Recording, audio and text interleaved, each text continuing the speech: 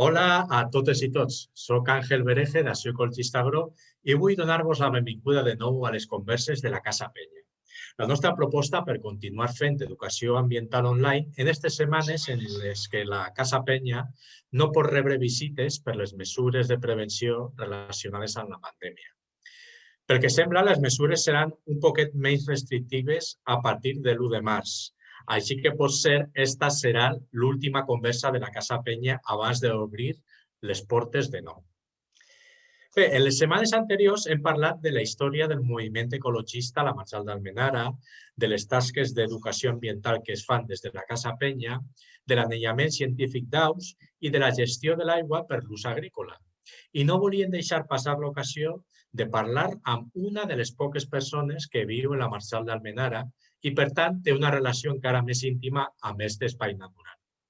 Per parlar-nos de l'experiència de dormir i alçar-se cada dia en la Marxal, tenim a nosaltres a Olga Alonso. Olga viu des de fa 20 anys en unes antigues naus industrials reformades al costat de l'assegador de Quartell i amb els camps de la Closa enfront. Molt bona vesprada, Olga. Hola, molt bona vesprada. Hola, què tal? Hola, Àngel, què tal?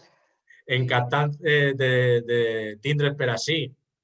Bé, jo estava fent una xicoteta introducció per explicar a tots els que veig en l'entrevista on vius exactament. Però jo crec que el que millor que podem fer és que ens expliques tu exactament on vius i quin és l'entorn. Jo, mentrestant, vaig a ensenyar les imatges. Sí, yo mi calle, yo le llamo mi calle, campo abierto lo que se ve. Esto es desde el relés, desde enfrente, con la inundación invernal.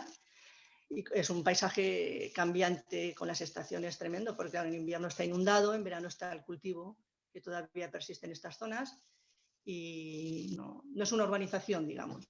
Clar. I aleshores, des de quan exactament vius en esta casa? En finales de 1999 empezamos a hacer ya, la adquirimos en el 2000, por poner una fecha así más redonda, empezamos ya las obras, estuvimos 3 años haciendo bíceps y sacando escombros y sacando todo para poder. Luego más adelante hay unas diapositivas donde explica un poquito el proceso, para explicar el proceso de restauración de todo esto. Sí. Però això, fa 20 anys que vius així, però abans on estaves? D'on venies? Bueno, yo soy criada en ciudad, soy urbanita total, pero con alma campestre, digo yo. Y lo que pasa es que me crié en pleno centro de Valencia hasta los 20 y tantos años. Y ahí fue y en esa época yo ya tenía un vínculo con la ornitología, hacíamos anillamiento en la Albufera, yo trabajaba en proyectos de anillamiento, no soy anilladora, pero sí que he estado siempre alrededor del mundo de la ornitología y de la botánica, que es mi especialidad. Y hacíamos, por ejemplo, seguimiento de la dispersión de semilla de los mirlos en la dehesa de la Albufera, etcétera, etcétera. Venía ya del mundo ornitológico y ya me dieron una plaza de profesora de secundaria interina en el Instituto de Formentera. Así de un día al otro. Ah, Formentera. Allá que me fui. Me llamaron el próximo lunes en el Instituto de Formentera. Sí, voy para allá.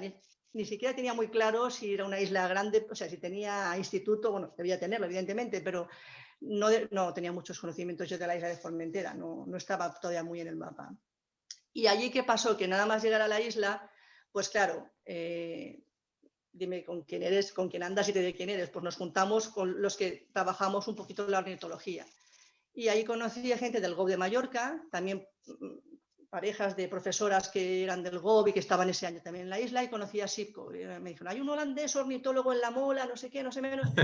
Total, que sí, que Sipco lleva muchos años, es uno de los fundadores del GOB de Menorca, del GOB de Formentera, perdón, y estaba siempre trabajando con el GOB de Mallorca, de Menorca, descubrió la nidificación del búho chico allí en la isla.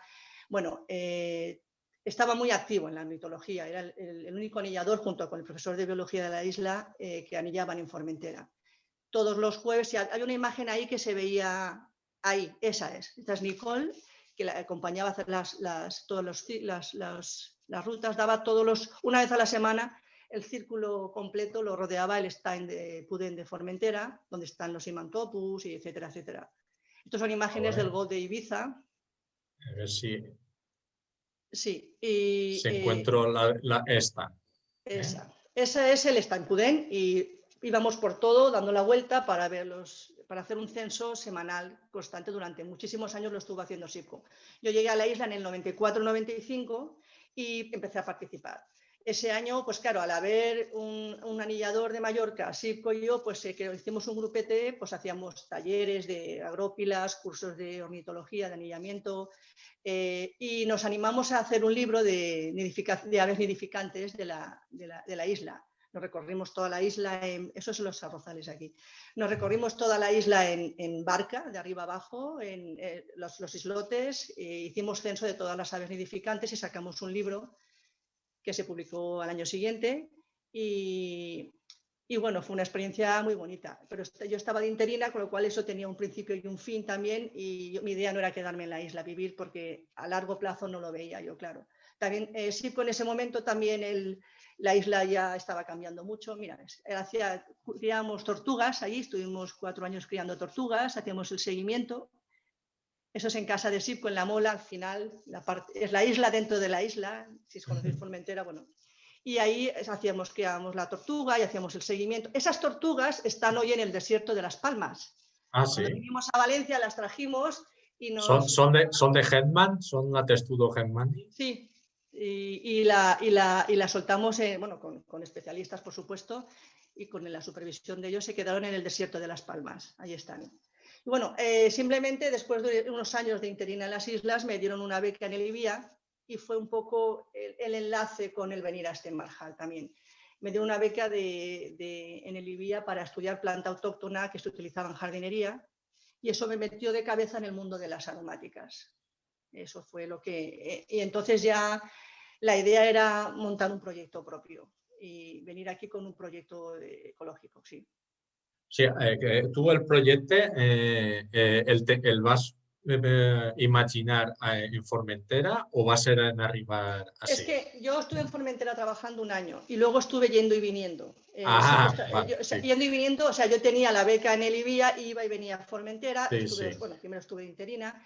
Entonces, al entrar en el mundo de las aromáticas, empezó a saltarme, yo no me veía de profesora ya con 25 años que tenía entonces, 26, no me veía ya de profesora para toda la vida en un centro, tal, no, necesitaba mucho más. Y el mundo de las aromáticas me empezó a gustar mucho. El mercado, los cultivos, lo que se estaba haciendo aquí. Empecé a tomar más contacto y le comenté a SIPCO la idea de, ¿y si hacemos un proyecto de cultivo de aromáticas? Pero, claro, yo el dedicarte a la agricultura porque sí no era mi objetivo. Yo vengo de familia de ciudad, no tengo antecedentes en el mundo de la agricultura y no sé. Pero sí había un proyecto medioambiental detrás, sí que me apetecía. Es decir, era una agricultura, la agricultura era la excusa para iniciar un proyecto medioambiental, ¿no?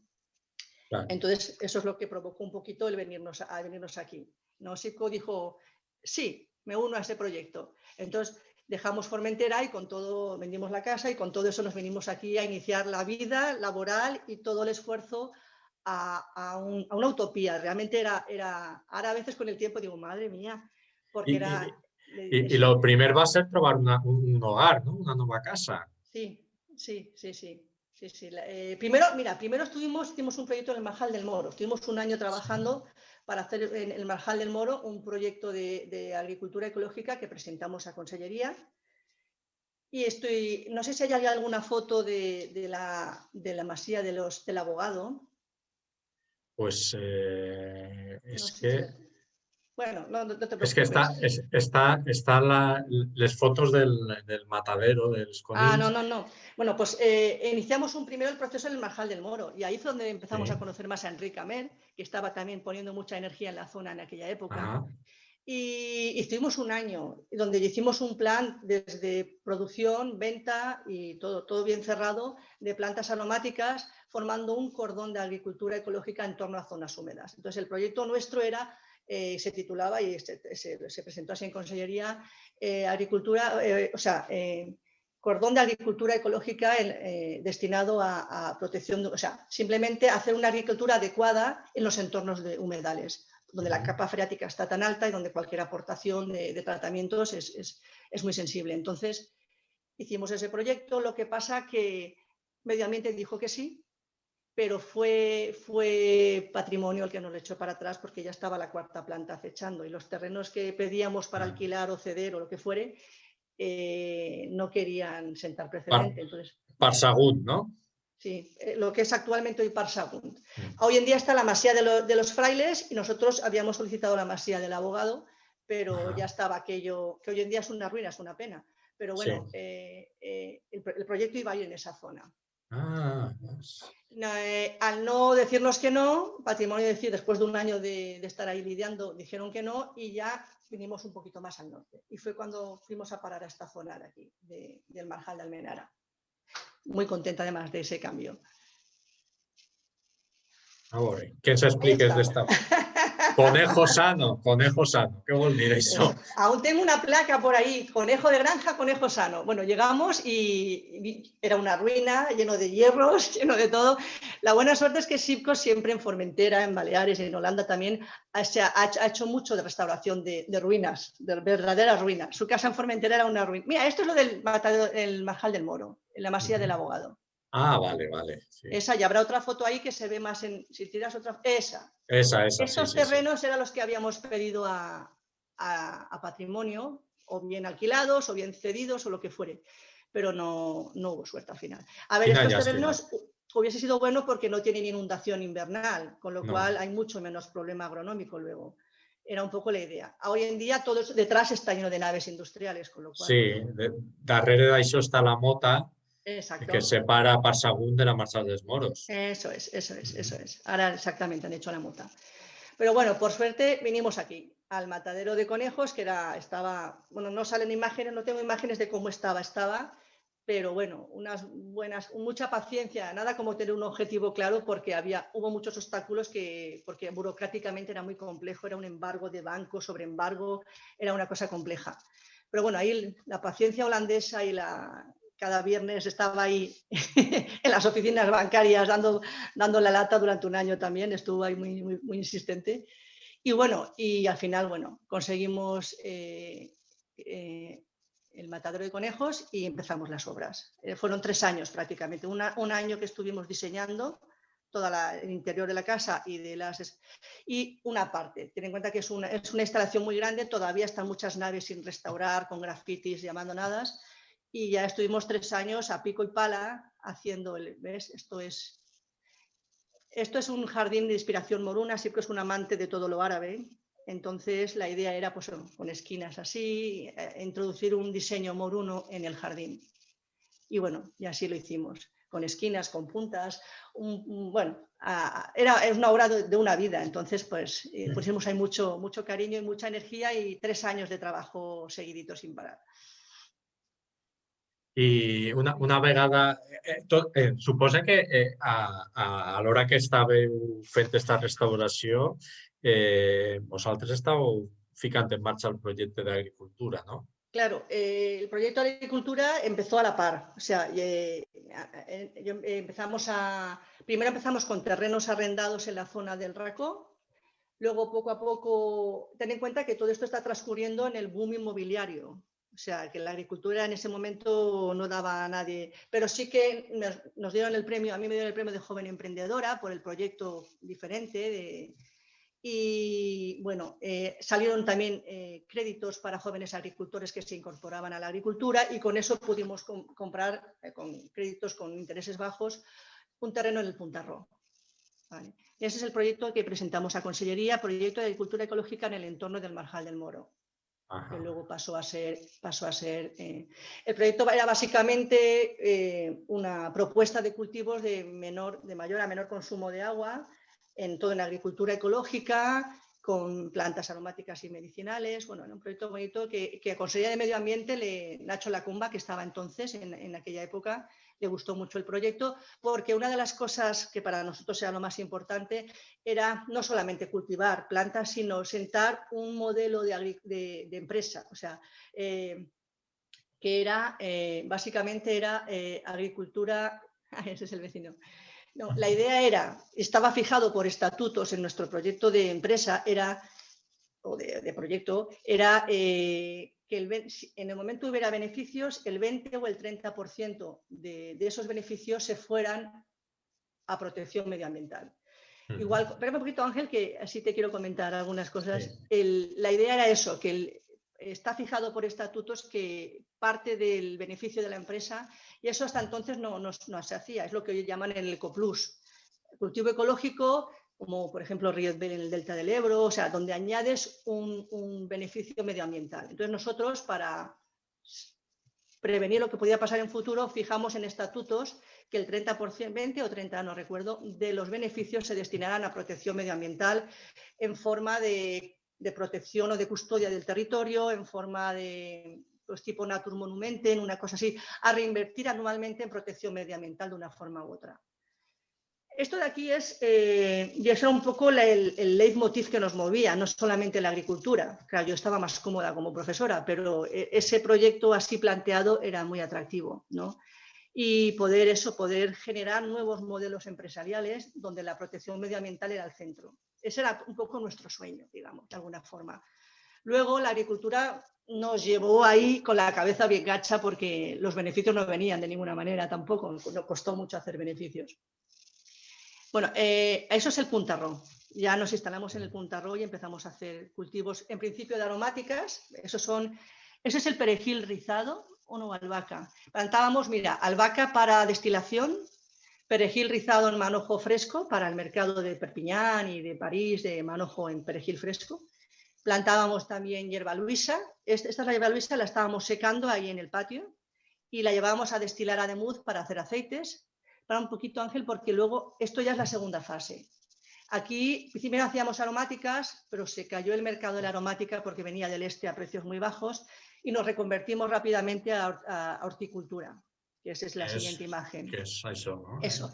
Y empezamos a hacer cultivos de invierno para el mercado alemán, danés, ten en cuenta que en esa época, hoy en día la agricultura ecológica de proximidad está más desarrollada, entonces no había consumo prácticamente. Íbamos a ferias con Nuremberg, en muchos sitios en el extranjero y en España, eso es en Teruel, quiero recordar. Y col rábano, y hacíamos pues colchina, col rábano, brócoli romanesco, cosas que se consumían en el norte. Y ya empezamos a hacer una cooperativa de segundo grado para promocionar el consumo interno aquí en España de ecológico. Eso es tomillo. Eso es tomillo. Sé que te van a decir, es timoner, ¿no? Sí, que es una aromática. Pero para manojo fresco también, que se iba al mercado de París, y lo hacíamos en fresco. Directamente se metía el palet en agua y se llevaba corriendo con los trailers. Y hacíamos esos manojos de tomillo. Eso es berenjena. Claro, para ser rentable teníamos que tener una producción constante. Hacíamos en invierno para el extranjero y en el puntarrón todavía en esta época es un terreno que se seca, se deseca, está desecado en invierno también, ¿vale? Pero ahí yo aprendí muy bien que el marjal es marjal y el marjal te da sustos y el marjal su vocación es estar inundado en invierno. Esto es la albahaca. Me acuerdo un vecino que nos decía que al atardecer, cuando soplaba el viento de levante, todo Almenara, dice, hacía un olorcito a albahaca porque había 7 hectáreas teníamos de albahaca. Esta era para destilar. Entonces llegaba todo el olor a Almenara toda la tarde, por las tardes se inundaba Almenara de olor a albahaca y nos lo decían, dice, qué bien huele por las tardes cuando nos sopla el viento o por la mañana, però levante, cuando sopla levante. Qué bonito, ¿eh? Nosaltres así en Sagut es ve l'olor de la planta de zumos, que es gloria. Ya. Sí. A ver, aquí lo complicado era, mira, ese es el aceite de albahaca, que fijaros, esa partida todavía la tengo, porque eso venía a decir, hacer ecológico es complejo en una zona que está rodeado de tratamiento convencional. Això t'anava a preguntar, les dificultats que teniu per fer ecològic. Muchas, porque el agua de riego es común, entonces había que regar a horas diferentes donde no hubieran abonados sistemáticos que hacían a la finca. Es complejo. Y esta partida de albahaca, pues un vecino, pues el hombre pues hizo un tratamiento en un día de viento y llegó a mis plantas y claro, todo esto va con analíticas y iba para Holanda. Hicieron un análisis y había un puntito más de residuo del que debía del tratamiento que hizo el vecino y me lo tiraron para atrás. Sí, fue Entonces es complicado producir. Esto es colchina. Se hacía para Barcelona, lo hacíamos también para el País Vasco, también servíamos colchina y para plantación. Lo bueno que tiene el marjal es esa es la albahaca recogida en fardos para llevar a destilar, a demuz. Madre mía, uff. Sí, sí. Y bueno, cultivar en el marjal paisajísticamente es una maravilla. Tiene sus puntos delicados, porque hacer ecológico en una zona donde hay tanta humedad y tanta temperatura en verano, las plagas se disparan. Es mucho más complejo hacer ecológico aquí que hacer ecológico en tierra de arcilla mucho más arriba, o la zona de Naranjo simplemente. Entonces, eso aprendimos que el control de las plagas en ecológico es muy complejo en marjal por esa mezcla de humedad y calor. Teníamos mucho más problemas con los mismos cultivos nosotros que otras personas que estaban haciendo en Vétera, etcétera. Y era por eso. Entonces, bueno. Y según me decían los vecinos, habíamos entrado en un periodo húmedo, que cada año llovía más, y así fue. El marjal recuperó su vocación de marjal, y lo que nos pasó en 2 ocasiones fue una inundación muy fuerte. El Puntarrón en realidad es también un embudo, y nos pasó 2 veces que tuvimos una inundación. La gota fría de septiembre, claro, nosotros cultivamos todo el año, y llegaron las inundaciones y nos inundaron toda la finca, y a la segunda ya no pudimos recuperar. Esos son tomates flotando, tomates de pera flotando en el agua. Sí. Y sí, a ver si había otra imagen por ahí de la hierba luisa, creo. Esta. Eso, lo que hay abajo es hierba luisa. No lo he dicho, pero bueno, también hicimos muchos proyectos de investigación con la Universidad de Valencia para hacer simbiosis con hongos, para evitar los hongos radiculares. Fue una época muy bonita, de mucho dinamismo en abrir mercados internacionales, hacer proyectos de investigación con la universidad. Y ahí, además, me acuerdo que ahí estaba Enrique Amel, vino a vernos, pasó a ver un poco el desastre, me acuerdo de ese día perfectamente, porque yo estaba con la lágrima y al mismo tiempo diciendo, es que el marjal es el marjal. Hay que irse más arriba. Lo que pasa es que, claro, nosotros estábamos buscando estar cerca del marjal para hacer, pero realmente la vocación del marjal es esa. Es cultivo como mucho de verano, exactamente. És esa i què t'anava a dir? Amb l'experiència de tots aquests anys en l'agricultura ecològica, què hauries fet diferent amb el que saps ara? Sí, bueno, yo no diría, no me arrepiento de nada, que va. No. Estoy contento de haberlo hecho, pero hay cosas que a toro pasado veo que, por ejemplo, la dimensión, haber hecho parcelas más reducidas, que en caso de ir mal puedes recuperar. Nosotros dimensionamos mucho, con lo cual cuando viene una catástrofe, el varapalo es grande. Claro, haber escuchado más a los vecinos que me decían cosas, estás loca, estás loca, estás loca. Haber escuchado más, pero claro, en esa edad pues tú vas con toda tu energía, con tu idea. I quina relació teniu amb els veïns? Muy bonita, la verdad es que, bueno, había de todo, pero bueno, desde el momento en que, como trabajamos más horas que un tonto, realmente estábamos desde las 7 de la mañana hasta que se ponía el sol, así durante 7 años, éramos los raros, claro, agricultura ecológica, a mí nos llamaban los alemanes, nada que ver, ninguno es alemán, yo soy de aquí, sí, pues holandés, pero nos llamaban los alemanes, y agricultura ecológica con cultivos que nunca habían visto, como el romanesco, como la colchina, el colrábano, dicen, ¿eso qué es? Me acuerdo una vez que hasta paró la Guardia Civil por la hierba luisa porque pensaban que era marihuana y nos decían, ¿qué estáis plantando ahí? Pero los vecinos tenían mucho respeto, directamente respeto, porque nos veían trabajando, poner ahí día a día. Entonces nos ganamos el respeto porque currábamos mucho, honestamente. Y a ver, yo aprendí mucho también creo que fue en 2 direcciones, pero yo no tenía mucha idea de agricultura cuando empecé. Y sobre todo aprendí a darme cuenta de la relación que hay tan bonita entre la agricultura del marjalero de toda la vida, los ciclos del marjal y el saber popular que se va, bueno, como en todas las partes del mundo, cuando uno vive en la tierra, ese saber, ese conocimiento, que es oro, ¿no? Y yo recuerdo, pues por ejemplo, mi vecino Pascual, que me contaba cómo bajaba con su... O sea, yo con la tierra podía cambiar de parcela, él no puede cambiar de parcela, porque esa tierra la había aterrado, igual que hacía Tonet en Cañas y Barro, la había aterrado con su padre, que bajaba con la barca desde Almenara por los canales, con tierra, y aterró la parcela. O sea, la llevaban en el alma esa parcela. Entonces, le había ganado al marjal y era su parcela, claro. Entonces, y cosas tan bonitas como, por ejemplo, todo su ciclo de vida estaba asociado a la vida del marjal. Recuerdo que una vez nos llevó a ver unas parcelas que había por Segorbe y nos llevó por el Camí Romà.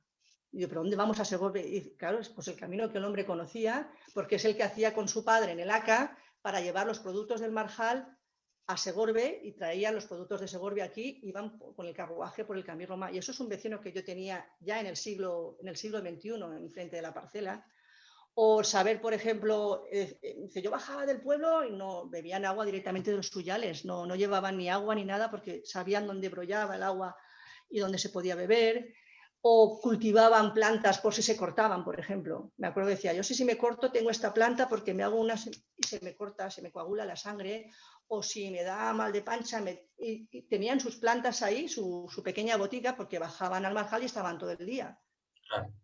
O simplemente el paseo de árboles, que tantas veces se ha visto amenazado que le han querido cortar y hemos tenido nuestras pequeñas peleas, pues tenía una función tan importante como la sombra a toda la gente que bajaba a cultivar el marjal andando o que volvían en burro, como mi vecino venía en haca o en caballo, venían con el haca por el camino al Sagador de Cuartel, yo lo recuerdo todavía, en el año 2000, mi vecino de aquí abajo de la parcela venía siempre dormido con el haca. Y los árboles son la sombra en verano o sea, tenía todo estaba integrado, la forma de vida del hombre y del agricultor y el conocimiento de los niveles de la tierra, de cómo conocían el agua, cuando está así se planta, cuando no. Todo ese conocimiento que ahora solo tienen Ricamert y unos pocos más. Sí, que es muy valioso del hombre en su entorno. Eso para mí es muy valioso. Sí. I volia anar un poquet enrere al moment en el que arribeu a esta zona i vos establiu i decidiu que aneu a fer de la Marxal el vostre hogar, però quin aspecte tenia la Marxal fa 20 anys? Com era? Mira, lo que comentó en su charla Enrique Amer, que me encantó el título que le dio, que fue de la desaparición a la excelencia. Nosotros llegamos justo en el periodo más crítico. Yo recuerdo ir al Marjal de Almenara, a los Stanys, y pasar por dentro, que estaba la tierra cuarteada, y en algunos restos nosotros tenemos aquí en casa una charca muy grande, que hicimos una charca. Y recuerdo coger anguilas y bivalvos y traerlos aquí, estaba totalmente desecada prácticamente, y enseguida bajo de la laguna principal estaban ya los campos de sandía. O sea, había caído ya Pascual Hermanos, que había estado cultivando durante mucho tiempo en el Marjal, muy potente, donde la agricultura era dominante, y llegó en un periodo que todavía la agricultura era dominante en la zona con el melonar y la sandía, y la naturaleza se metía en pequeñas zonas más o menos abandonadas y empezaba a respirar y esperando tiempos mejores, ¿no? Por suerte, yo creo que también en aquella época Acció Ecologista Agro empezó a poner mucha energía en toda esta zona, y eso creo que hizo también que ese conocimiento que se transmitió a Consellería también, porque yo recuerdo unas conversaciones con Patricia y con Emilio Laguna en Consellería, donde lo reconocían abiertamente, que todo el conocimiento que tenía Agro ha servido para abrir los ojos a la hora de proteger que Consellería por lo menos pusiera la mirada en el Marjal. Perquè bueno, això ho vam parlar amb Enric, però no està de més que algú que ho ha viscut en primera fila ens parle també. La Marxal va estar amenaçada realment de desaparèixer. Sí. Mira, així estàs. Mira, te lo decía. Sí.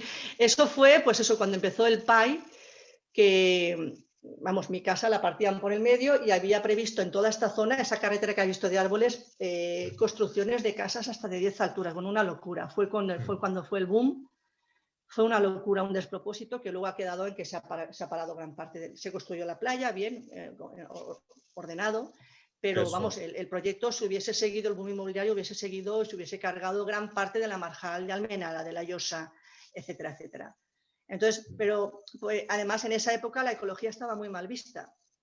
Yo siempre decía a mis vecinos, mira, eso fue cuando el precioso proyecto de crowdfunding, donde mucha gente compró acciones para comprar ese trocito, donde según Cabanilles, eso lo contaría Enric, ¿no? Cabanilles había dicho que ahí brotaba el agua.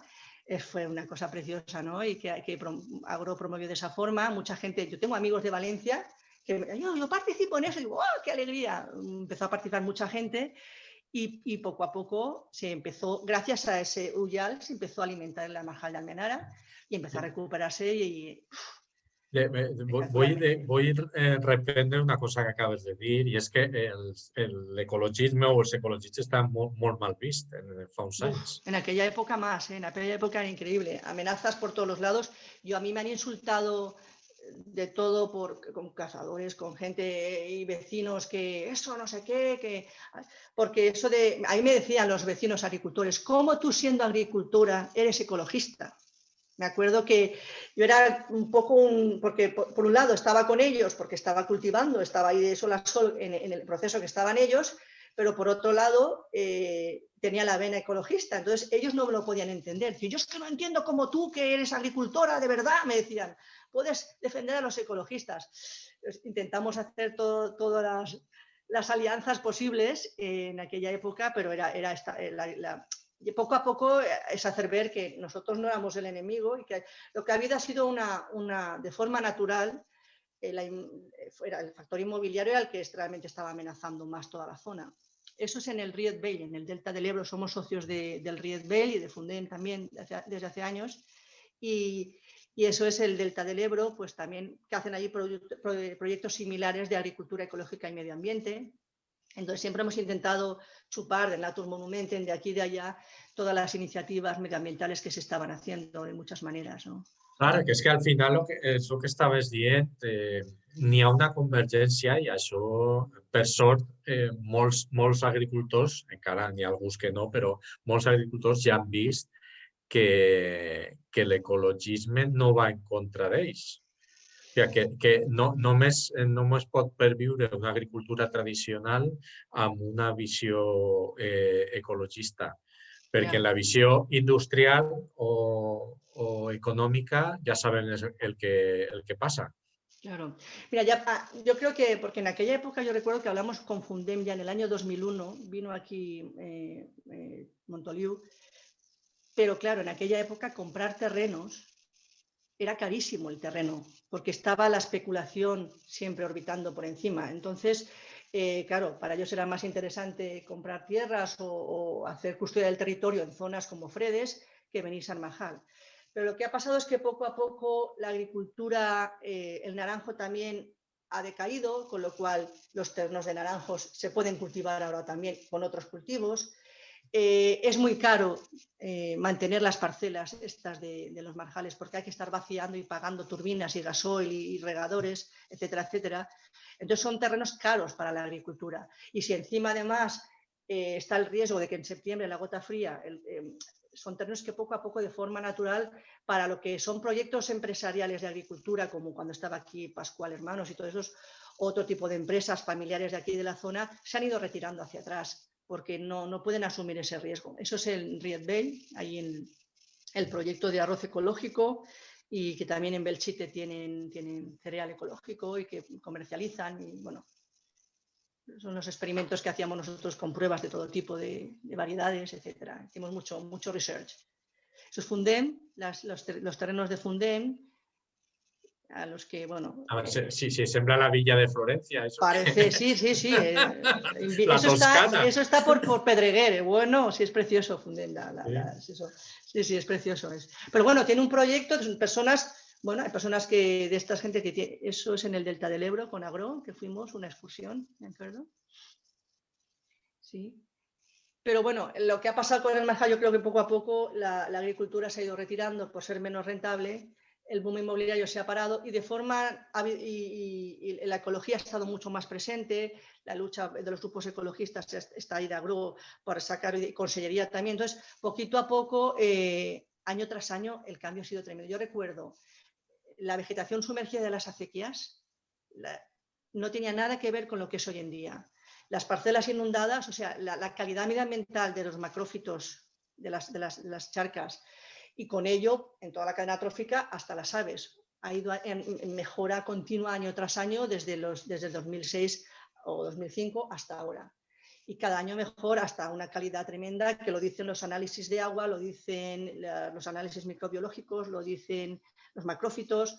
Es que paseas por el Marjal y lo ves.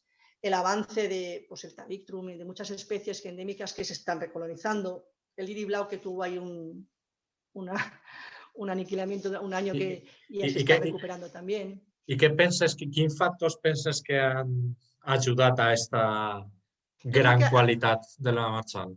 Pues mira, yo creo que ha influido todo. Ha influido eso, la agricultura de forma empresarial no era rentable en las zonas de Marjal, que el boom inmobiliario se ha calmado, con lo cual los terrenos la especulación sobre la tierra ha bajado. Y en general, básicamente eso, y que la ecología para la población es un valor importante. Entonces, aquí, por ejemplo, el Marjal es un terreno muy curioso para mí porque yo antes venía aquí y era muy de montaña. Y el Marjal, me acuerdo cuando llegué, pues hay plásticos, es un terreno muy antropizado, pero tiene una diversidad y una variedad de ecosistemas de altísimo valor, pero muy rodeados por el hombre. No es como un terreno en la montaña aislado donde no hay tanta presión. Aquí son terrenos como los saladares, como los juncales, como el Marjal en sí misma, el cordón dunar. Hay un montón de ecosistemas variados. Yo soy una enamorada de los saladares, pero todo rodeado por la presión humana. Entonces, hablando con mucha gente que vive aquí por la playa, realmente la joya que tiene detrás no son conscientes que ese saladar es un ecosistema, lo ven como un solar. Entonces, poco a poco, la divulgación de la ecología, las jornadas en Casa Peña, hablando sobre el Marjal, la gente conoce y sabe valorar lo que tiene aquí cerca, pero antes era un terreno un poco, pues eso, muy antropizado, con lo cual ecológicamente parece que no, pero realmente las aves nos están diciendo y todo el ecosistema es de alto valor, però con mucha pressió constante. Sí.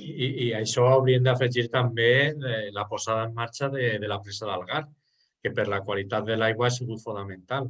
Claro, claro, claro. Y bueno, yo no he hablado con los analíticas, pero es que das un paseo por el Marjal y lo ves, la lemna minor y la lemna jiba, que una es, te va diciendo que el potamogeton que hay aquí en las acequias cada vez son especies o variedades que te dan diciendo que la calidad de agua es mejor.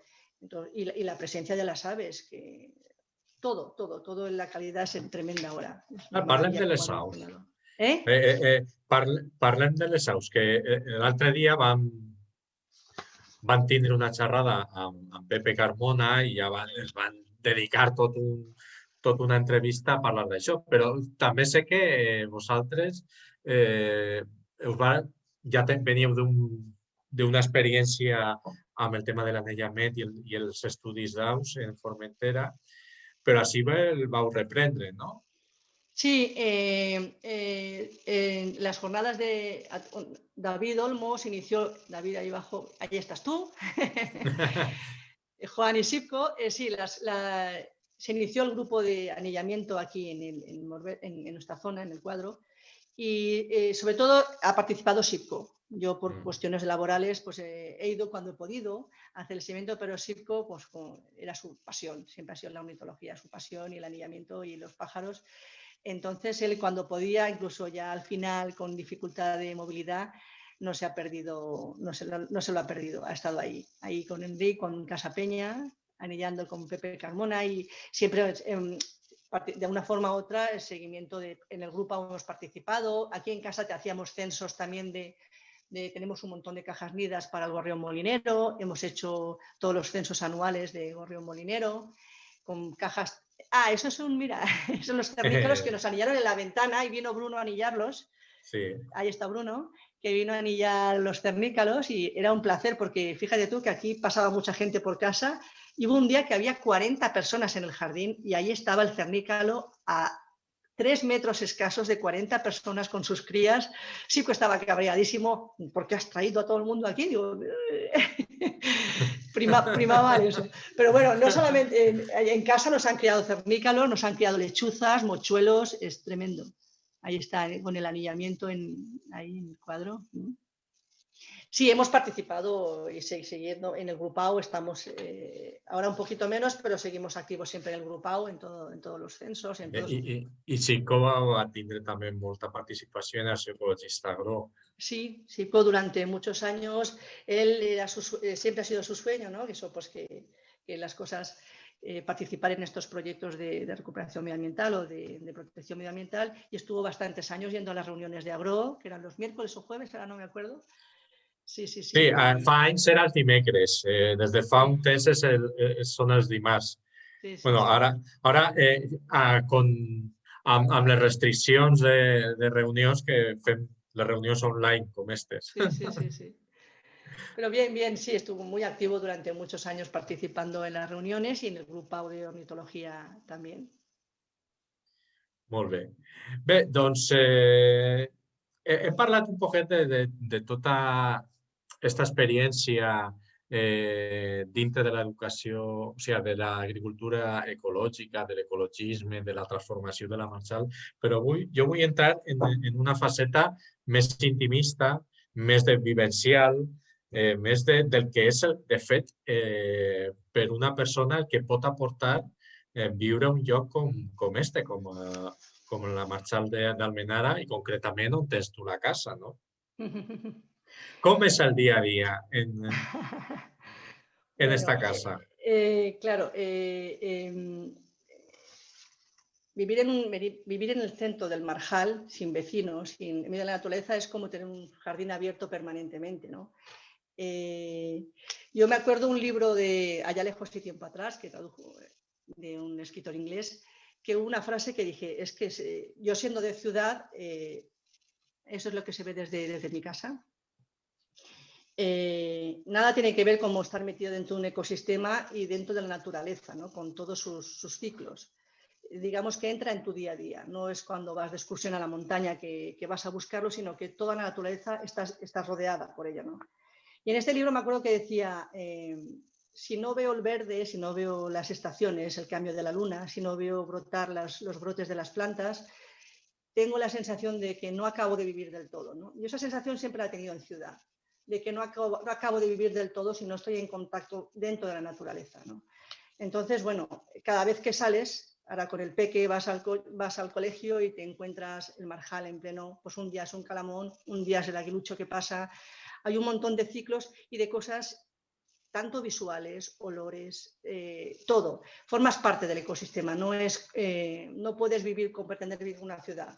Entonces, entra de forma directa en tu ser y provoca un montón de cosas, porque si hoy vamos a ver un calamón, llegamos a casa, o aquí, vivir en casa simplemente con las puestas de las arañas, se te cuela una serpiente dentro de la casa, pues la coges, la miras, la clasificas, viene una tormenta, por ejemplo, y bueno, todo eso entra en tus sentidos, ¿no? Y realmente es ahí donde yo me siento bien, ¿no? En esa forma de vida. Ese es el Saladar de aquí, de la zona del camping, por ahí. Entonces, I més quan has de criar a un xiquet, no? sí, además, lo bueno que tiene el Marjal, especialmente, es que cada vez es diferente, cada época es diferente. No tiene nada que ver los olores, las luces, la inundación invernal, no tiene nada que ver el verano con el invierno, con el otoño, va cambiando constantemente y la fauna que viene. Yo, por ejemplo, son como de la familia, cada vez que sales y ha llegado el fumarel, ya están aquí, es un subidón de alegría, o cuando aparecen los flamencos, ahí vamos con el coche a buscar dónde están los flamencos, o cuando llega la canastera y se pone en unas zonas que parece que va a criar o no, es decir, que son parte de la familia, la fauna que vive aquí. Eso es con el peque, con las cajas nido, con el palo para bajar las cajas nido de los árboles que tenemos por toda la Olmeda. Entonces, en invierno, por ejemplo, los cormoranes, las aves frías que te traen el aviso del invierno, por ejemplo, los aguiluchos planeando. Claro, eso para un niño es una maravilla y te permite estar... Los cangrejos pasean, cuando llueve se ponen a pasear por ahí por la casa y ahí parece que vaya a meter canasta. Y claro, es una enseñanza constante con el peque y con la vida en el Marjal. Y antes de tener al peque, no precisamente solamente por tener peque, para mí es una necesidad palpar la naturaleza de esa forma, ¿no? En verano, por ejemplo, en nuestra casa aquí en Los Olmos, pues llegan los abejarucos. las garzas por la noche. Pues desde que ha nacido el peque, para él su gran pasión es tumbarnos en una tumbona y ver la llegada de los abejarucos por la tarde, y ver la llegada de las garzas que duermen en la... Y de forma natural estás dando unos valores que yo quiero darle a un peque, ¿no? En la playa, no olvidemos que estamos al lado del mar, a escaso kilómetro del mar, con lo cual el mar es importantísimo, todos los procesos que aparecen en el marjal, el milagro de cuando las charcas de repente se quedan nítidas por la pulga de agua, de repente, todo lo que acontece, los olores, a veces buenos, a veces no tan buenos, es una barca que tiene un vecino. Entonces, bueno, entra en tu vida de una forma, por supuesto te tiene que gustar. Eso es en Almenara, viendo los pájaros. Esto es el confinamiento. Hicimos una jornada con el Grupau, una jornada de maratón ornitológica para ver cada hora, creo que ya no me acuerdo, pero bueno, cada poco tiempo. Fue un día precioso. Disfrutamos como enanos porque te obligaba a una calma a estar mirando todo el día y a mirar tu propio entorno con una intensidad que realmente no... Sí, va a ser una experiencia brutal. Yo també vas participar des de casa Fue muy bonito. mai havia vist tantes espècies des de casa com Sí, este sí, any. sí. Y tu propio entorno, yo nunca había estado cada hora sentada mirando 20 minutos o cada 2 horas, tanto todo el día. Entonces ves tu propio entorno de otra forma, ¿no? Y eso es la carretera, donde está el peque saltando, es la carretera inundada este mismo invierno, que ha estado Clar, durante... això és una de les coses que ve estacionalment, no? La inundació de la carretera. Claro, es que son procesos biológicos, por ejemplo, bueno, y te ayuda a recolocar todas las cosas también. A mí vivir en la naturaleza me ayuda a tener a relativizar las cosas, porque estás dentro, no eres tú el foco ni el centro, sino estás formando parte real de un ecosistema. Ahí estábamos este verano detrás de Casa Peña, viéndolos. Nosotros siempre que vienen amigos, familia, en mi casa siempre han circulado todos los años muchos extranjeros de Dinamarca. Esos son del Golf de Mallorca. Uno no tiene mucho interés, pero bueno, vienen holandeses, alemanes, daneses, ingleses. Estos son ingleses, amigos. Pues bueno, y siempre intentamos, amigos de la infancia, en este caso con los nanos, siempre hacemos un poco un intento de dar a conocer la belleza de esta zona. Desde el punto de vista, siempre nos vamos con los peques a dar una vuelta por el marjal, en plan profe también un poquito, pero a explicar un poco el ecosistema a los nanos. Esto fue durante el confinamiento, que fue una época muy especial, una gaviota Dowin herida que nos la llevamos luego al Saler y que estuvimos ahí cogiéndola. Bueno, fue una jornada muy bonita y para el peque también. Has dit que va ser, clar, per a tots ha estat el confinament un fet extraordinari, un fet que marcarà la vida i que us recordarem per sempre, no? Com va ser viure el confinament? Pues fue, dadas las circunstancias además, fue un confinamiento al principio muy angustioso porque simplemente laboralmente tuve que adaptar y trabajar de 8 a 9 todo el día con el peque en casa, con la familia. Entonces fue difícil acoplar la parte laboral porque de repente cayó un peso laboral muy fuerte, donde había que transformar muchas cosas y ponerse las pilas por mi trabajo. Entonces el mes de marzo y abril fueron duros, pero en cuanto ya le cogimos un poquito el ritmito a estar en casa, pues claro, yo voy y vengo mucho, conduzco mucho. Trabajo en la Liana y vengo cada día. Entonces el confinamiento me permitió no desplazarme, estar en casa con la familia, disfrutar todo el día de la primavera en familia como nunca antes lo había disfrutado. Y claro, que tenemos media hectárea, con lo cual no sufrimos un confinamiento. Yo tenía mucha pena por muchos peques amigas que estaban en pisos con 3 niños, laboralmente complejas situaciones y encima en casa. Nosotros tenemos media hectárea con agua, con bichos para correr. Entonces, la verdad es que en ese sentido fue una experiencia preciosa y pudimos estar juntos, pudimos disfrutar de estar juntos todos las 24 horas del día y disfruté como una enana esa fase, la verdad es que lo pasamos muy bien.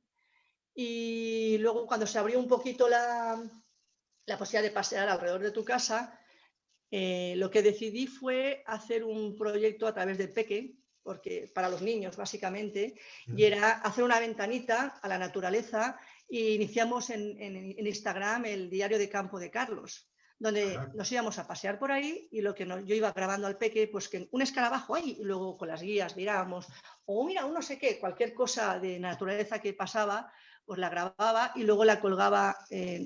Tengo mucho por colgar, no la acabé de colgar todo, pero una tortuga en la playa o una lagartija, lo que fuere. Entonces, para que la vieron los compañeros del cole, era como una ventanita a la naturaleza, ya que teníamos el privilegio de estar allí y poder compartirla, porque los niños daban la vuelta a la manzana y poco más podían hacer en aquella época.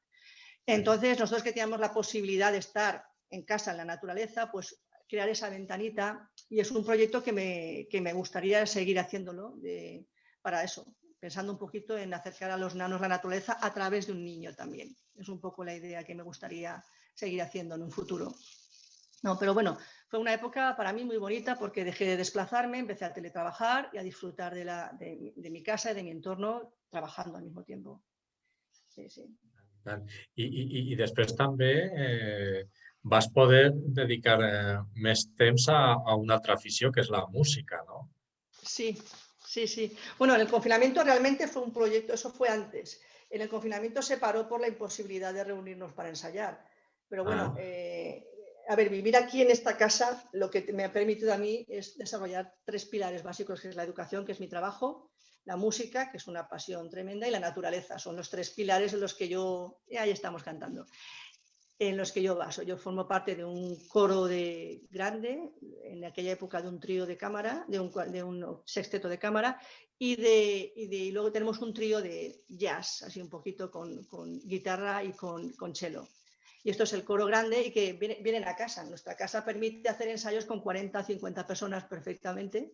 Aquí es una parte, pero en varias salas estábamos distribuidos por grupos o por voces. Y es una maravilla. Luego comemos juntos en el jardín, y esto te lo permite, gritar, hacer ruido, porque no hay vecinos. Entonces, para todos es un privilegio. En nuestra casa siempre es una cita anual, 3 o 4 ensayos al año tenemos siempre, donde nos juntamos, ensayamos, cantamos, aparte de los ensayos semanales que hacemos, que son semanales, pero luego un sábado completo de Chermanor y de estar juntos y de... Aquí es parte, somos bastantes. I com ha influït el fet d'estar així en la música? A banda de poder, gràcies a l'amplitud de l'espai que teniu, reunir molta gent, a tu, com a intèrpret musical, què t'aporta a ti musicalment? Todo. O sea, básicamente el vivir aquí es inspirador. Y hay cosas que no me puedo imaginar, tanto escribir como la música o cantar, o que no me las puedo imaginar en otro sitio que no sea aquí o en este entorno, un entorno natural. De hecho, por ejemplo, yo a lo mejor me levanto a las 12 de la noche, me pongo a ensayar y me pongo a cantar porque me lo pide el cuerpo. A lo mejor no lo podría hacer en otro sitio. Aquí yo puedo salirme al jardín a las 12 de la noche y ponerme a cantar tranquilamente. Pero básicamente es la inspiración o la calma de alguna forma espiritual que te permite esa conexión para que salgan cosas, para el proceso creativo, sea artístico de un tipo o de otro. Entonces, eso lo vivo aquí. En otro sitio a lo mejor yo creo que no podría vivirlo. Yo me pongo en aquella mesa de ahí del cenador y me fluye escribir, me fluye cantar, me fluye hacer música de una forma que no me fluiría de otra forma si no tuviera esa sensación de equilibrio que a mí siempre me da la naturaleza. Entonces, a mí me ayuda mucho en la música. Hay una anécdota muy graciosa que me pasa aquí, porque aquí hay mochuelos que crían en las naves, de chuzas y mochuelos. Y el mochuelo es muy puñetero. Entonces, cuando yo ensayo, si estoy ensayando al caer la tarde, empieza en competición conmigo. Lo ve como que estoy compitiendo. Entonces yo me pongo a ensayar y el tío, ¡piau! Y cada vez se acerca más hasta el punto que lo estoy viendo, lo tengo ahí delante y me está diciendo, oye tía, que este es mi territorio. Y yo estoy ensayando muerta de la risa y el tío ahí, ¡piau! ¡piau! ¡piau! Y entramos en competición. Y es automático. Me pongo a ensayar, o cuando ensayamos los domingos con el guitarra y el cello, se acerca cada vez más para decir, este es mi territorio. Es muy gracioso, pero es tal cual, ¿eh? Mira, otro ejemplo también de vida, de fauna que entra aquí. Aquí hemos tenido águilas pescadoras que han cazado la charca, o una greta garceta medio domesticada que vivió con nosotros durante un tiempo. Yo le traía sardinas todos los días, la alimentábamos y cazaba aquí en un pequeño estanque que tenemos y vivió con nosotros una temporada larga. Se llamaba Paquita y estaba aquí de forma natural y yo cada semana me hacía mi dosificación de sardinas, 6 por la mañana y 6 por la tarde, esas pequeñitas, y Paquita vivió con nosotros luego se marchó, no sé si era macho o hembra, pero en la época de celo se marchó, por supuesto. Pero estuvo con nosotros bastante tiempo, Paquita, cazaba I aquí. no estava ferida ni res, no? No, estaba bien, sí, se metía por casa, caminaba por la casa, entraba y salía con mucho cuidado, eso sí, y estuvo una temporada, sí, hombre, es lo que tiene vivir aquí, pues eso, te entra de todo, te entran garcetas, pero también serpientes, ratones, de todo tipo de fauna, pero bueno, ningún problema con eso. Mira, parlant de serp, mira, Arañas, yo me he visto arañas en la cama así grandes, serpientes, una de estas en la bañera, varias veces nos han entrado, pero bueno, es lo que tiene bien el marjal y yo encantada de la vida. però també n'hi ha una part no tan bonica, que és esta. Ya, sí. Eso aparte de, bueno, la caza, no hemos hablado de la caza, que tengo una No. relación, bueno. Sí, bueno. Primer parla d'aquestes imatges i després Mira, parlem de la eso es que, casa. mira, lo veo cada día, ahora, por ejemplo, cuando me ha pasado varias veces durante, pues, por ejemplo, recuerdo en el mes de octubre, a principios de octubre, pues los calamones ahora en esta zona, bajando por la carretera hacia la playa, está lleno de calamones. Entonces yo paso con el peque con el coche para ir al cole y digo, mira, Carlos, con la cría, este es el bebé, está la cría, está no sé qué. Y al volver a dejarlo en el cole, esa misma hembra muerta en la carretera y el bebé, la cría dando vueltas por ahí. Atropellos constantes. Entonces, sí que, vamos, yo sé que Agro lo ha intentado muchas veces, está lidiando con ello, pero es que es demoledor. Los chotacabras aplastados sin piedad y por velocidades extremas. O sea, habría que poner claramente señales que paren. Ten en cuenta que mucha gente que vive en la costa en verano no tiene esa relación con el humedal o a veces ignora que realmente, entonces las velocidades que cogen son demasiado altas para el marjal este. Entonces hay atropellos constantes y de un bicho que ves ahí con la cría y al volverte ves el chotacabras aplastado, calamones, pollas de agua, es constante. Son siempre las mismas especies porque hay otras que por su comportamiento no se atropellan, pero el chotacabras, las pollas de agua, los calamones, es penoso porque son muchísimos los atropellos. Yo a veces en la misma carretera he visto de aquí hasta la playa 7 cadáveres y al día siguiente otros 3 y es tremendo, A mi en una visita als aiguamolls de l'Empordà, no sé si coneixes, fa molt de temps, però ja ens havien avançat en això, em va cridar molt l'atenció que hi havien ficat senyals al voltant dels aiguamolls, eren senyals de perill de les triangulars, amb una mamà pato, Sí, i els patitos darrere, sí. en la senyal, advertint de que estaven creuant, no?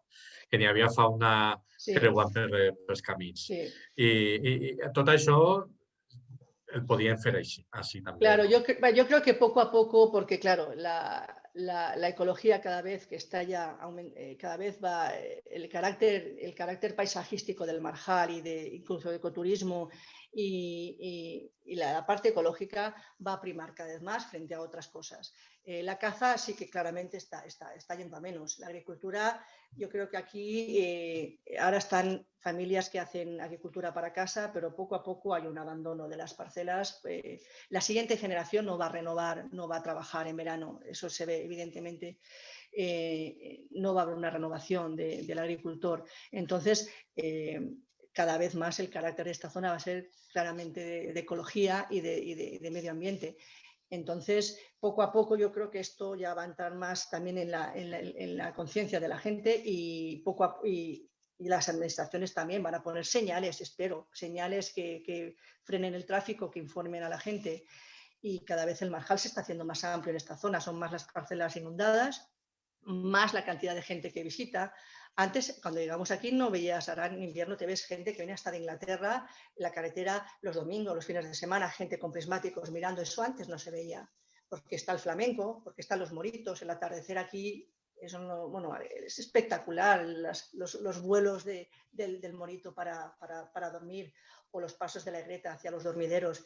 Es un espectáculo precioso, y como va cambiando tanto la fauna, entonces cada vez hay más gente que viene a verlo. Entonces todo esto yo creo que va a ir entrando poco a poco, y entre ello la reducción de la velocidad y un poco un orden en el territorio. No se puede pasar a 90 por hora de aquí para allá, bueno, pero en cuanto se abre el marjal hay que reducir la velocidad, porque los atropellos son constantes. Sí. Home, igual si la gent estiguera més damunt de... O sigui, tu vius ahí i ets molt sensible a tot això. Igual una de les coses que hauria de passar és que la gent, com tu, n'hi haguera més gent que poguera viure al voltant de la Marshall, A treballar ver, en la Marshall en i realidad, viure. Ángel, si te fijas, aquí todo el cordón dunar, todos los apartamentos de la playa están de espaldas al marjal directamente, que si a lo mejor no hace Sí, falta urbanizaciones, pero sí, todo el cordón dunar, pero realmente se vive de espaldas al marjal, sí, això no és viure en la totalmente. Marshall. A més, són segones residències quasi tot. Sí, sí, entonces, y poco a poco ya, aunque haya más gente que vive, pero se vive a espaldas del marjal, no hay un conocimiento, entonces poco a poco es dar a conocer este ecosistema y que se vaya valorando y bueno, vivir en el marjal, hombre, hasta cierto punto sí, pero lo que pasa es que claro, aquí no son zonas rurales, que no construir zona nueva no creo que sea bueno para el ecosistema, pero sí a lo mejor en todas estas zonas sí que haya una mayor conciencia de la gente que vive cerca de lo que tenemos aquí. Claro, eso sí. Bé, doncs anem acabant ja. Sí, Mira, acabem amb... Fiquem unes imatges més boniques, que és que, eso es desde la Llosa. Sí, sí, és que sí. les imatges de la pobra fauna atropellada No, no son eren buenas. no Muy són fijas. bones per acabar. No, no. Doncs amb unes imatges més poètiques, més boniques, anem a tancar i no sé si vols, Nada, simplemente me si gustaría tens un pensament. sí, añadir lo que me comentabas antes de lo que significa para mí vivir en el Marjal. Y es que la naturaleza, cuando vives en el Marjal, entra en tu vida a todas horas, todos los días y todas las estaciones, ¿no? Con sus procesos, sus sonidos, con sus olores. Hem tingut un tall de la senyal, són les coses que passen en el directe normals en una eina com esta, com Zoom, que pues, quan hi ha una errada de cobertura pues, tenim això. Però no passa res perquè Olga ens estava explicant per ella què vol dir íntimament viure en un espai com la Marxa d'Almenara. I ens tenia una frase molt bonica que s'havia tallat enmig. Però ara ens la torna a dir. Ara la torna a dir i acabarem. Sí, bueno, simplemente quería transmitir, simplemente que vivir en el Marjal es mucho más que un paisaje, o es que la naturaleza entra en tu vida a todas horas, todos los días y todas las estaciones, con sus procesos, sus sonidos, sus olores, sus imágenes y también su crudeza, que también la tiene. Y tú mismo estás inmerso en todo ese ecosistema como un elemento más del que formas parte. Y eso, a mi modo de ver, tiene un efecto equilibrador muy grande. Siempre la naturaleza tiene un efecto equilibrador, pero en el marjal más. Y relativizador, te ayuda a relativizar, a mí por lo menos, y en épocas complicadas también. Y sobre todo, enormemente inspirador.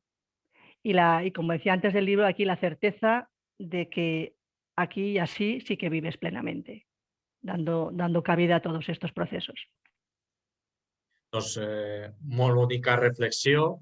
Jo vull llançar-te una última pregunta i és si tens algun projecte al cap, en marxa, perquè clar, amb tot el confinament hauràs tingut temps de maquinar, no? Siempre, siempre. Aquí siempre ha habido proyectos. Uno es el de que te decía del niño del cuaderno de campo, a través de un niño, de los ojos de un niño.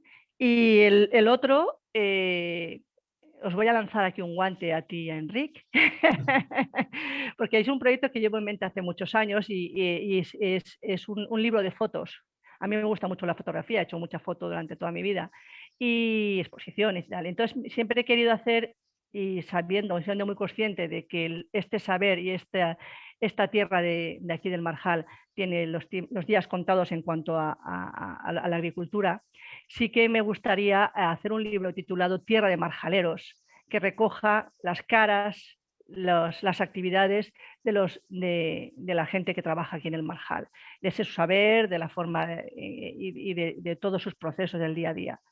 Entonces, claro, eso requiere gente que... Yo he hecho fotos ya hace tiempo, ahí había antes de un caballo con un vecino, Raúl, que llevaba el haka con la hablaba, me acuerdo, con un vocabulario que solamente entendía el haka, muy especial, y me gustaría poder recoger todas esas imágenes del Marjal, tanto de estéticas y de la ecología, pero sobre todo de las gentes que trabajan aquí, porque eso es un bien que supongo en breve desaparecerá. Entonces poder coger eso, y qué mejor que vosotros, tú con también tu lado artístico, que sé que lo tienes, y Enrique con su saber también de toda la población que vive aquí, recoger realmente los marjaleros de toda la vida, que tienen mucho que decir.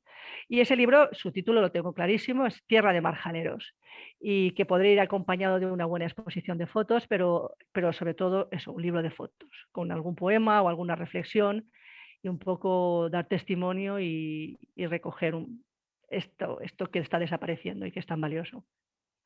Doncs és un projecte molt bonic. ¿Pero qué me dices? Sí, no, jo interès tinc molt, perquè a més jo m'he dedicat a fer autobiografies, que la gent m'explica la seva vida, i recollir tota aquesta sabidoria de la gent gran és un dels interessos que tinc, i des de fa molts anys, això no t'ho voy a dir, però des de fa molts anys me plantejava fer un llibre sobre la Marxal, sobre la Mira. gent de la Marxal.